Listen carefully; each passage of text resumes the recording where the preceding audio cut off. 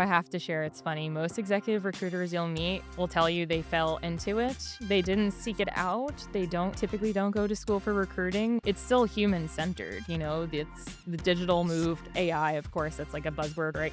It's a tool, but people are still behind it and we can leverage it. A lot of people are more focused on the flexibility of the work itself. So if we're talking first about potential candidates, they want to know what the culture is like. Is it hybrid friendly? Coming back to the culture piece, that's really important as we're noticing for drivers of organizations, and we're placing executives, so they're bringing their own brand.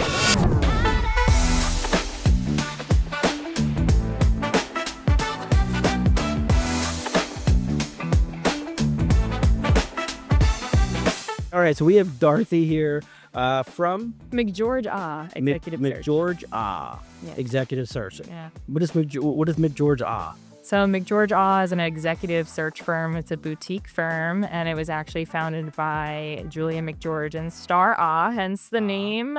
To my former classmate. Yeah, you got it now. So to my former classmates from the Columbia Human Capital Management program. So I work with two friends and classmates. I'm Very very nice. lucky. So let's talk about that, because you have a different perspective of coming into executive search or coming into HR. You didn't have any experience Correct. coming into the program.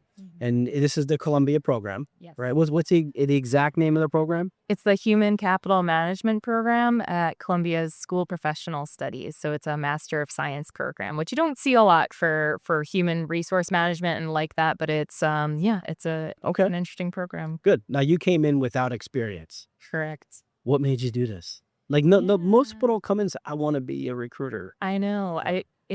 You a actually went funny to school and story. became a recruiter. I did, yeah. I didn't know that's where my path was going to be. I knew I wanted to do something that was still human-centered focus and working with people, because my background before entering the program was actually in higher education administration. Okay. So I was working with students and faculty, and I learned more about the program through that. So I'd been working at Columbia University at the time. You were working at the university. Yes, I was working at it. So I had exposure to see what, like the inside scoop of what the program was really like. And it was just really interesting. I did my homework and I found that one to be the most compelling for me, because it just, if you even look at the online like information and resources, people come from all over different industries even to take the program. So I figured, I'm here, let me give it a shot. And through that, I actually found more of a love for the industry. And here I am 5-6 years later, loving what I do. Loving what you do. Okay, so we're going to come back to this because I want to talk about executive search. Sure. So how did you get into executive search? You got out of this program and you're like, I want to be in executive search. What drew you here? So I have to share, it's funny. Most executive recruiters you'll meet will tell you they fell into it. Yeah, They nobody didn't goes to seek it school for out. recruiting. They typically don't go to school for recruiting. You end up in it, and then you either love it or you hate it. And I'm one of those people that love it. So I had no idea through the other roles I was doing in HR that I was building a toolkit for executive search. There's so much that overlaps with things like program management. I have my PMP. I've done work with HR and relocation, and all of these things came together.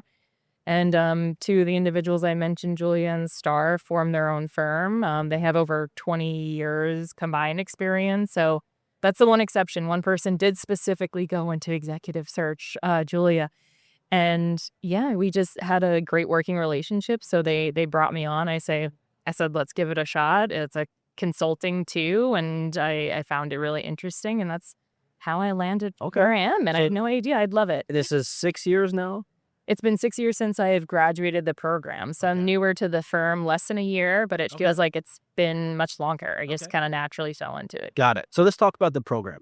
So somebody like yourself, higher education before, needed something else. You needed something else to fulfill what you were doing.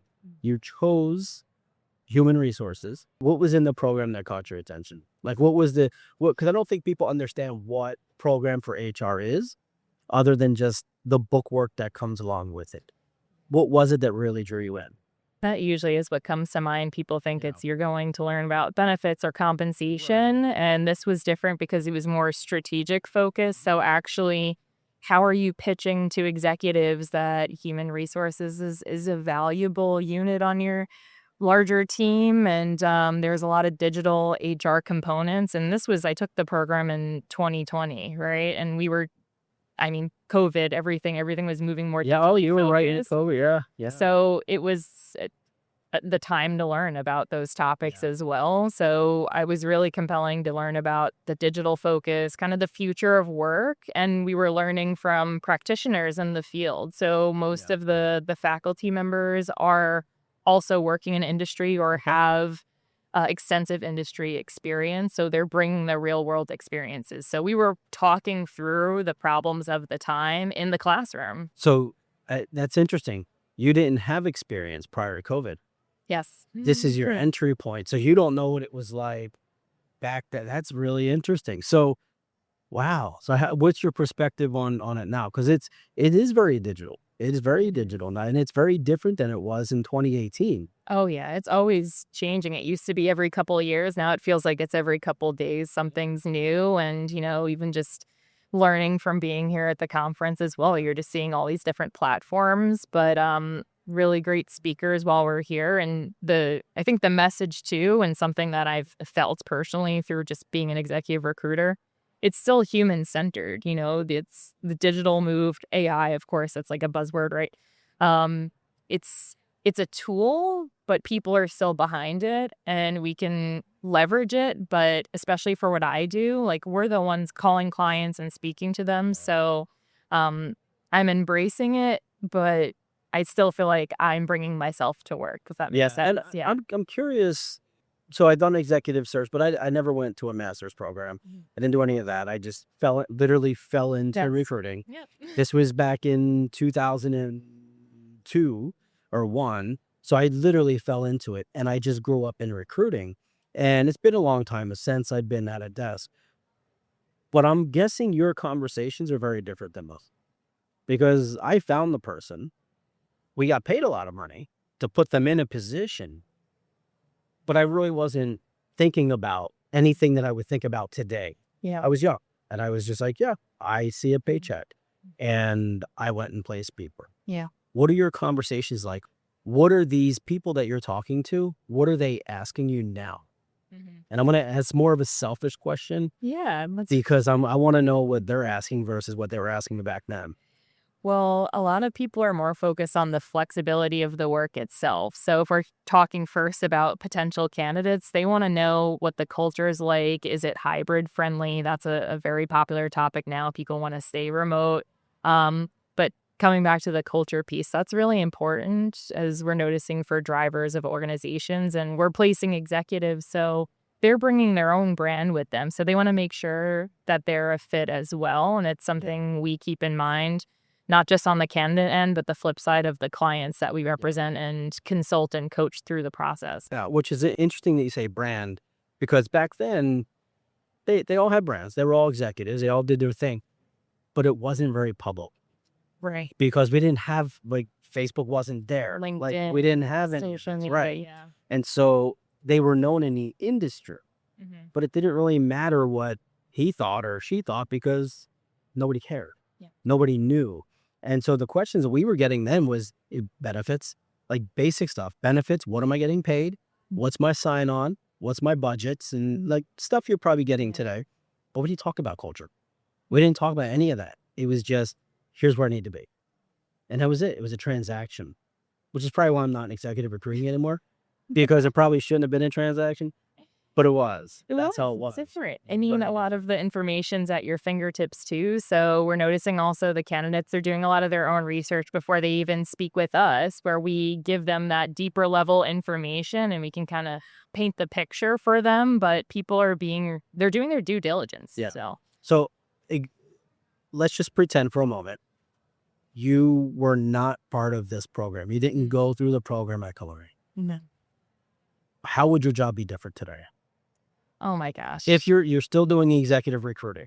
It's still executive recruiting. I might personally feel like it's more transactional too. I think that was a really good word usage in comparison because I wouldn't have, this background of speaking through, there's other executives that were in my program. So I was hearing real world problems that got me thinking about questions differently that I'm asking smarter questions when I get on the phone or even just meeting candidates out in the world. So I don't feel like it'd feel as fulfilling because I wouldn't be as like immersed in it if that Yeah. makes Well, sense. I mean, I'd assume, and we talk to a lot of people that go through these programs, and I think the one constant is they actually feel like they're not going through imposter syndrome Yeah. at that point, right? Like they're Mhm. actually able to have conversations with executives, care about a conversation, but actually guide them, right? And I could do that now because I've been doing it for 20 somethings, right? I can have back then I couldn't.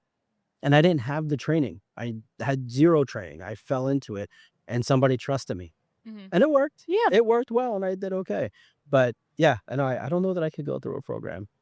My I think you daughter's do. my no, no. My oldest is starting college in August. And I was like, God bless you. Like I'd rather figure out how to pay a mortgage and pay the bills than go back to school. But you do you. Yeah, She went. that's fine. It's some people love to go back to school and be Yeah. lifelong learners and, Yeah, my mother-in-law, she was an RN. She went back and got her legal degree and she practiced law and amazing. it was in her 50s. I was like, that's That's aggressive. incredible. That's aggressive. Like, good for you. Good for you. Not me. And Yeah. hopefully that doesn't make the social cuts. Yeah. That's She'll love me more than she does now. Yeah. So give me the pitch on why, not necessarily for Columbia, but why should somebody who's mid-career consider a program like this? Yeah. I would say it's really immersed in for us, it was New York based, but it was global too. So you're networking at a different level. I mean, just look at me. I graduated over close to 5 years ago, and I'm still heavily invested. I'm still meeting Right. people through the program. So in any program, as long as you're leaning into it, really, there's so much you can get from it. Like the return on investment could be exponential. So, and you're learning things from faculty that have been through it or are currently going through it. Right. And I will say I think certifications are a hot topic right now where this is different because it's at a deeper level. You're taking a full course on advanced digital HR, which is just getting more and more popular, Yeah. So the return is there. I certainly enjoyed my experience, Yep. but I always advocate for everyone like learning more and continuing learning. But there's so much out there too, even, if you couldn't do a program, but there's free learning out there There's too. free learning, there's Mhm. certificates, you can do all of that. And Mhm. and I mean, half the people here, that's probably 75% of the people here are here to get their SHRM credits, Yes. right? So they're all lifelong learners, Mhm. and this is what the conference has been built on. So, well, Dorothy, thank you so much Thank for you. joining us. Congratulations on the executive search career and Thanks. jumping into it. I appreciate it. Thanks for having me.